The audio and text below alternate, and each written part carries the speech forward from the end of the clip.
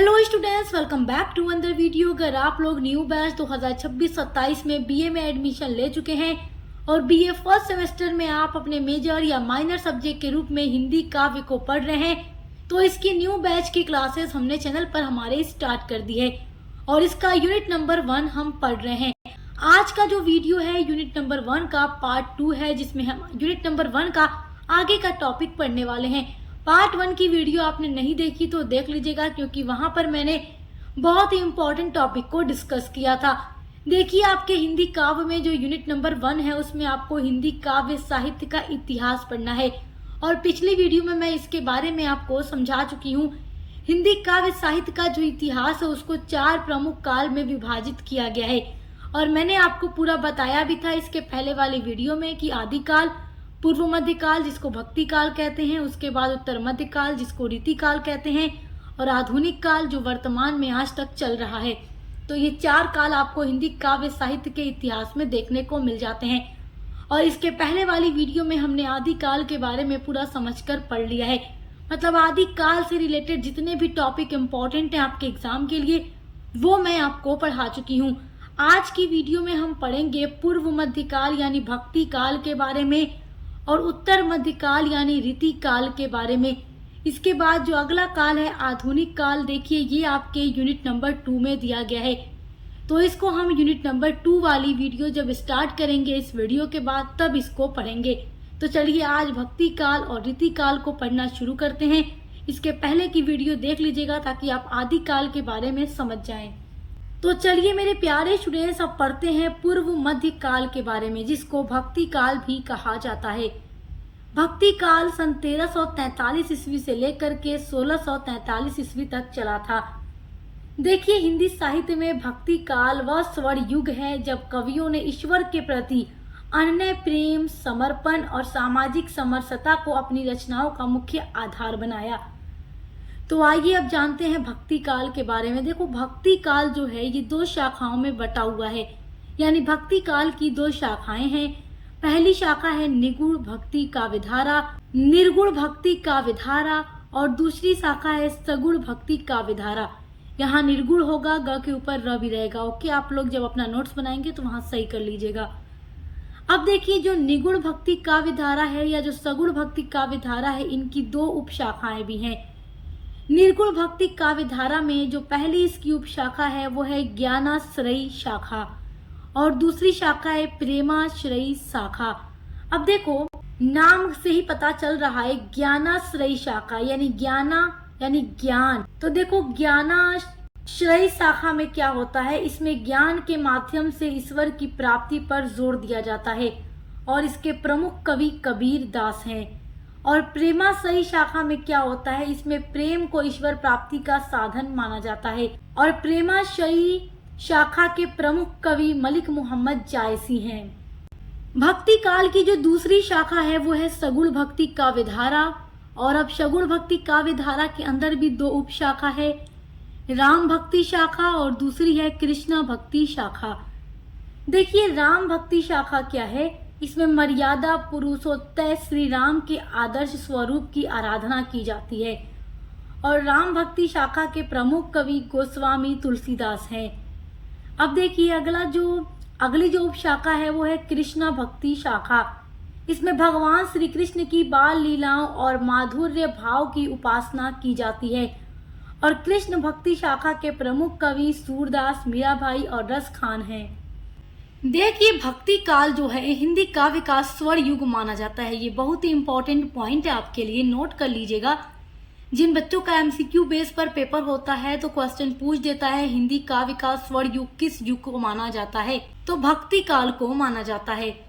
भक्ति काल का अर्थ हिंदी साहित्य के इतिहास के उस अत्यंत महत्वपूर्ण स्वर्ण युग से है जिसमें कवियों और संतों ने ईश्वर के प्रति गहरी श्रद्धा, प्रेम और समर्पण को अपनी रचनाओं का मुख्य आधार बनाया।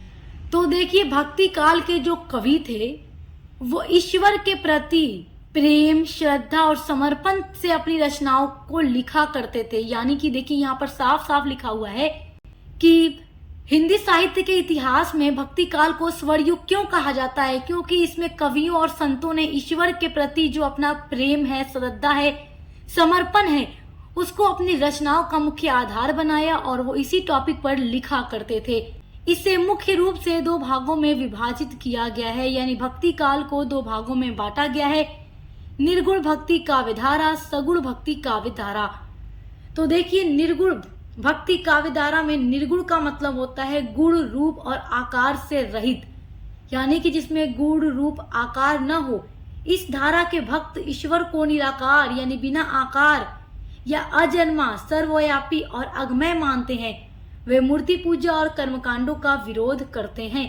और निर्गुण भक्ति काव्य धारा में 2 उप शाखाएं हैं, जिनके बारे में मैं अभी आपको समझा भी चुकी हूँ, ज्ञान मार्गी शाखा और प्रेम मार्गी शाखा।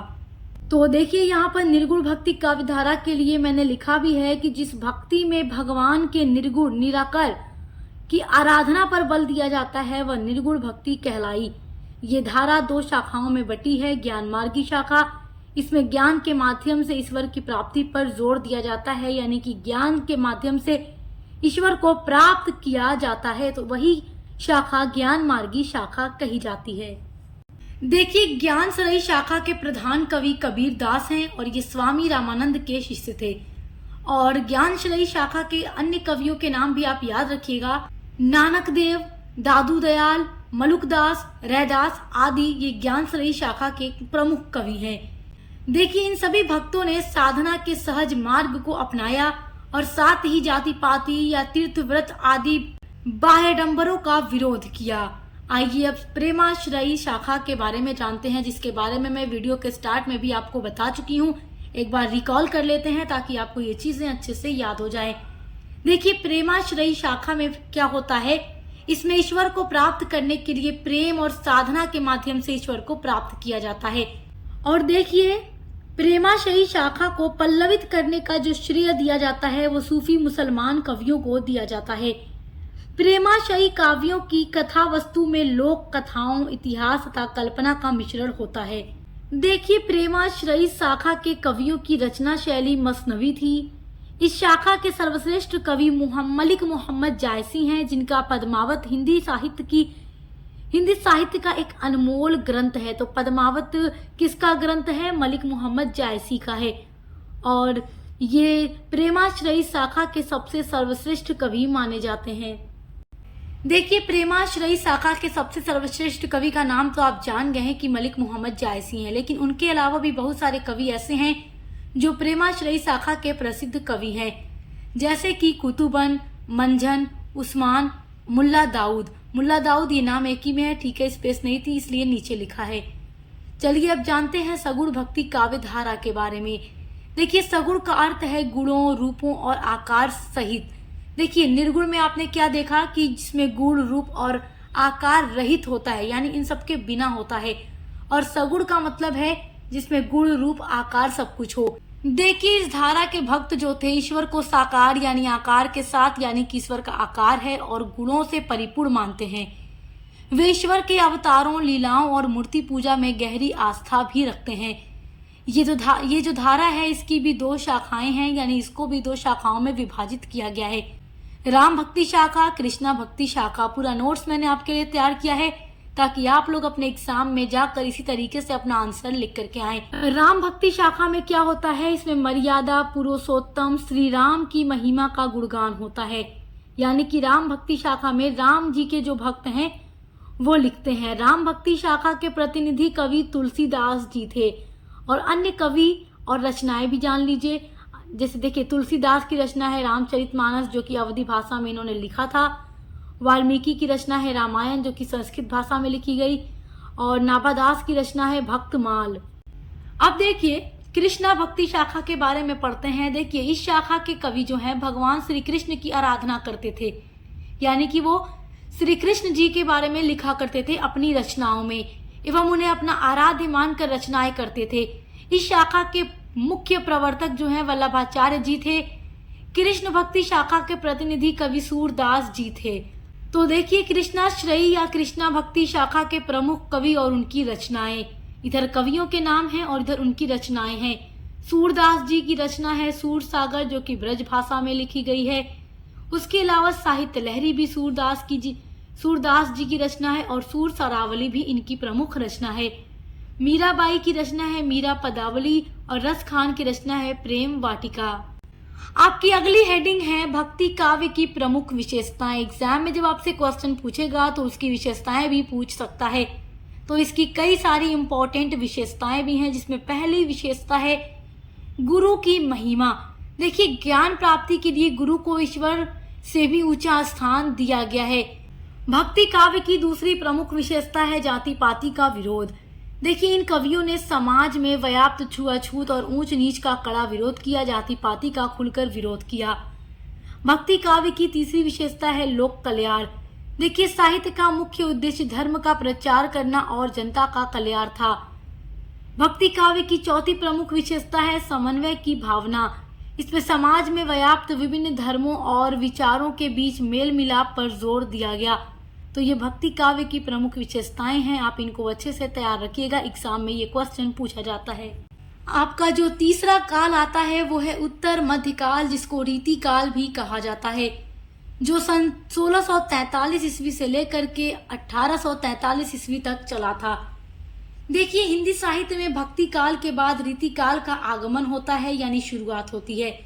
आचार्य रामचंद्र शुक्ल ने इसकी समय सीमा संवत 1700 से लेकर 1900 तक माना है, यानी संवत में 1700 से लेकर 1900 तक। इस युग का साहित्य दरबारी साहित्य है, यानी कि इस टाइम पर जो कवि रहते थे वो किसी न किसी राजा महाराजा के दरबार में रहा करते थे। देखिए, हिंदी साहित्य के इतिहास में रीति काल जो है उत्तर मध्य काल, उस काल को कहा जाता है जहां कविता में काव्य शास्त्रीय नियमों, विशेषकर रस, अलंकार और नायिका भेद का पालन किया गया है। देखिए, क्या होता है रीति काल, क्या होता है जिसमें जब कविता लिखा जाता है तो जो काव्य शास्त्रीय है, जो नियम है, विशेष करके रस या अलंकार, इन सब चीजों का इसमें पालन करके कविताओं को लिखा जाता है। तो ये रीति काल की बात हम कर रहे हैं।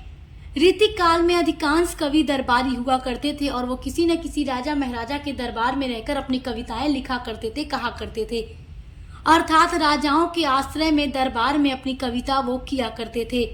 आइए अब जानते हैं कि रीति काल का नामकरण कैसे हुआ, क्योंकि एग्जाम में ये क्वेश्चन पूछ देता है कि रीति काल के नामकरण का वर्णन कीजिए। तो देखिए, यहाँ पर लिखा हुआ है विद्वान, एक तरफ लिखा है नामकरण। तो देखिए, रामचंद्र शुक्ल ने, आचार्य रामचंद्र शुक्ल ने इस काल को यानी उत्तर मध्य काल को रीति काल का नाम दे दिया। तो रीति काल किसने कहा उत्तर मध्य काल को? आचार्य रामचंद्र शुक्ल ने कहा। इनके अलावा रमाशंकर शुक्ल ने, जिनको रसाल कहा जाता है, उन्होंने रीति काल को कला काल का नाम दे दिया। मिश्र बंधु ने रीति काल को अलंकृत काल कहा और विश्वनाथ प्रसाद मिश्र ने इस काल को श्रृंगार काल कहा। श्रृंगार काल क्यों कहा? क्योंकि इस टाइम में जो कविताएं लिखी जाती थी वो रस, अलंकार, नायिका आदि चीजों का पालन करके लिखा जाता था। आइए अब पढ़ते हैं रीति काल की प्रमुख काव्य धाराएं। रीति के आधार पर कवियों को 3 मुख्य श्रेणियों में विभाजित किया गया है। इसमें 3 श्रेणियां होती हैं। पहली श्रेणी है रीतिबद्ध, दूसरी है रीति सिद्ध और तीसरी है रीति मुक्त। ये तीनों ही बहुत ज्यादा इंपॉर्टेंट हैं, तो आइए अब इनके बारे में बारी बारी समझते हैं। रीतिबद्ध जो काव्य धारा है ये क्या है? देखिए, रीति का अर्थ होता है काव्य शास्त्र के नियम। काव्य का मतलब तो आप जानते हैं, यो पार्ट 1 की जो वीडियो है जिसमें मैंने आपको बताया है काव्य क्या होता है। पोएम होती है, जैसे आप इंग्लिश में अभी तक पोएम पढ़ते हुए आए हैं, वैसे ही हिंदी में कविता होती है जो काव्य है। तो कविता को लिखने के लिए भी अलग अलग प्रकार के अलंकार, रस और ये सारी चीजें होती हैं जिनका पालन करके लिखा जाता है। तो रीति का मतलब होता है काव्य शास्त्र के जो नियम हैं, जैसे कि अलंकार हो गया, रस हो गया, नायिका भेद हो गया। तो जो कवि इन नियमों का पालन करके या इन लक्षणों का पालन करके, इन लक्षणों में बंध करके किसी भी ग्रंथ की रचना करते थे, कोई भी कविता लिखा करते थे, तो उन्हें रीतिबद्ध कवि कहा जाता था। यानी ऐसे कवि जब भी वो कोई कविता लिखा करते थे तो उनकी कविता में अलंकार भी देखने को मिलता था, रस भी देखने को मिलता था, नायिका भेद भी देखने को मिलता था। यानी कि एक कविता को लिखने के लिए जितने भी काव्य शास्त्र नियम होते थे वो सारे नियम वो अपनी कविता में फॉलो करके लिखता था। तो ऐसे कवि को कहा गया रीतिबद्ध कवि।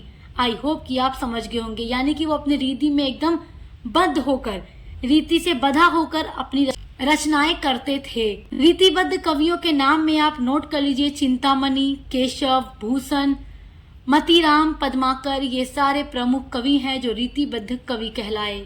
दूसरा आपका काव्य धारा है रीतिकाल का रीति सिद्ध। सिद्ध का अर्थ है जानकारी होना। तो मतलब इन कवियों के अंदर कौन से कवि आए, देखिए इन कवियों ने कोई लक्षण ग्रंथ यानी नियमों की किताब नहीं लिखा, लेकिन उन्हें काव्य शास्त्र का पूरा ज्ञान था। देखिए अभी इसके पहले आपने जो टॉपिक पढ़ा रीतिबद्ध, उसमें आपने क्या समझा कि जो कवि सारे रूल रेगुलेशन को फॉलो करके पोएम लिखता था वो रीतिबद्ध के अंतर्गत आए।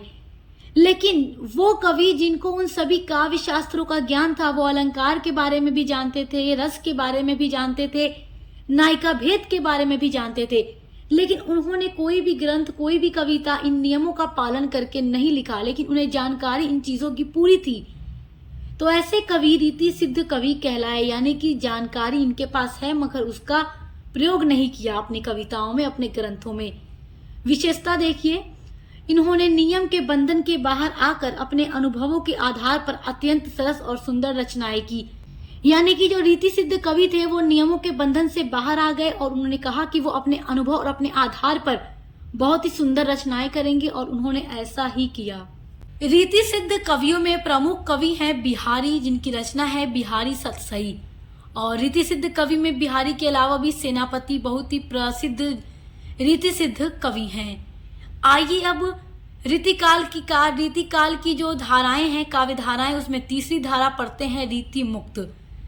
देखिए जो कवि रीतिकाल की दरबारी परंपरा और शास्त्रीय नियमों, रूढ़ियों से पूर्णतः मुक्त होकर, स्वतंत्र होकर, फ्री होकर रचनाएं करते थे, उन्हें रीति मुक्त कवि कहा जाता है। इस धारा के प्रमुख कवि घनानंद हैं और इनके अलावा आलम, ठाकुर, बोधा और द्विज देव भी प्रमुख रीति मुक्त कवि हैं। आपकी अगली इंपॉर्टेंट हेडिंग है रीतिकाल की प्रमुख विशेषताएं। एग्जाम में ये क्वेश्चन पूछता है। रीतिकाल की प्रमुख विशेषताओं में पहली विशेषता है श्रृंगारिकता, यानी नायक नायिका के प्रेम, सौंदर्य और श्रृंगार यानी संयोग और वियोग का विस्तृत चित्रण इसमें होता है, क्योंकि इस टाइम के जो कवि थे वो अलंकार और रस का प्रयोग करके लिखा करते थे। दूसरी विशेषता है कला पक्ष की प्रधानता। इसमें भावों से अधिक शब्दों, अलंकारों और चमत्कारपूर्ण भाषा पर जोर दिया गया। रीतिकाल की तीसरी प्रमुख विशेषता है दरबारी संस्कृति। देखिए इस टाइम के अधिकांश कवि राजाओं या सामंतों के दरबार में रहा करते थे, इसीलिए उनकी प्रशंसा और मनोरंजन के लिए कविताएं लिखी जाती थीं। रीतिकाल की चौथी विशेषता है ब्रज भाषा का प्रयोग। देखिए इस संपूर्ण काल में साहित्य की मुख्य भाषा ब्रज भाषा रही और इस टाइम के कवि ब्रज भाषा का ही अधिकतर प्रयोग किया करते थे।